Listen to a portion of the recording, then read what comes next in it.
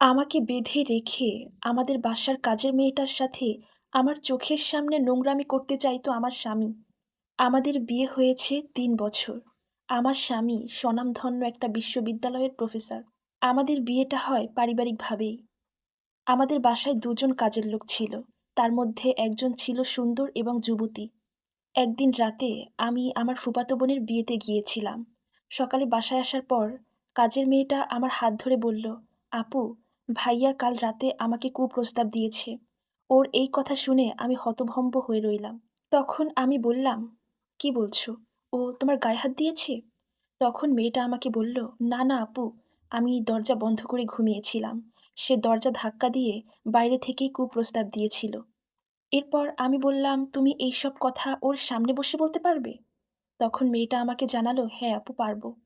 তখন আমার আর বুঝতে বাকি রইল না আমার স্বামীর কুচরিত্রের কথা। আয়নার দিকে তাকিয়ে নিজেকে দেখছিলাম আর ভাবছিলাম, আচ্ছা আমার মধ্যে এমন কি নেই? লজ্জায় ঘৃণায় শেষ হয়ে যাচ্ছিলাম ভেতরে ভেতরে। কিন্তু পারিবারিকভাবে বিয়েটা হলেও আমি আমার স্বামীকে নিজে পছন্দ করেছিলাম। আমি আগে থেকেই ওকে ভালোবাসতাম। তাই বাবা-মাকেও আর জানাতে পারিনি। আমি কাজের মেয়েটাকে সামনে বসিয়ে ওকে এই সমস্ত কথা জিজ্ঞেস করলাম। উল্টো সে আমাদের রাগ দেখিয়ে বাসা থেকে বের হয়ে গেল। এরপর সকালবেলা সে বাসায় এসে আমার কাছে ক্ষমা চাইল। আর বলল, এমন কাজ সে আর কখনোই করবে না। আমি তখন মনে মনে ভাবলাম, মানুষ মাত্রই তো ভুল। আর সে যেহেতু তার নিজের ভুলটা উপলব্ধি করতে পেরেছে, হয়তো আর কখনোই সে এমনটা করবে না। এর কিছুদিন পর বাপের বাড়িতে গেলাম। এক রাত থাকলাম সেখানে। পরের দিন বাসায় ফিরে আসতে না আসতেই মেয়েটা আমার হাত ধরে বলল, "আপু, এরপর থেকে আপনি কোথাও গেলে দয়া করে আপনার সাথে আমাকে নিয়ে যাবেন। রাতে ভাইয়া অনেক কুপ্রস্তাব দেয়। আমার রুমে ঢোকার জন্য দরজা ধাক্কাধাক্কি করে। এমনকি আমাকে অনেক জোরাজুরি করার চেষ্টা করে।"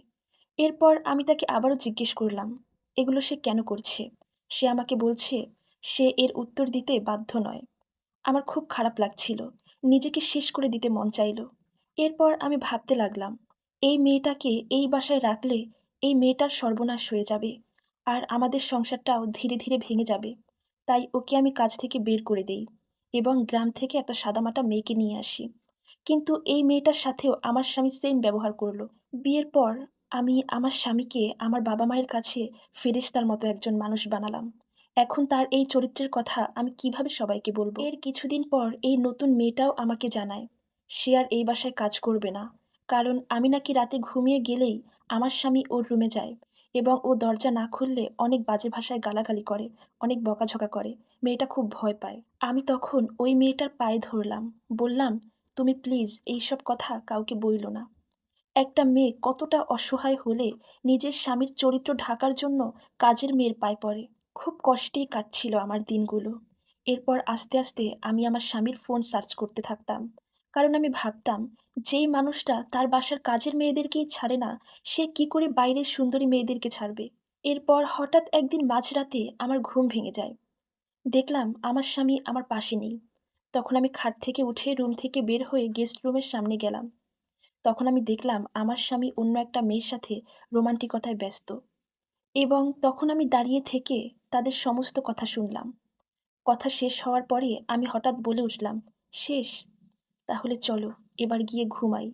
সে প্রথমবার আমি আমার বাবা-মায়ের কাছে আমার স্বামীর কথা বলেছি।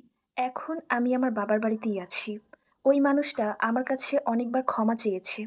আমাকে নিতে চায়। সে আর কখনোই এমন কাজ করবে না।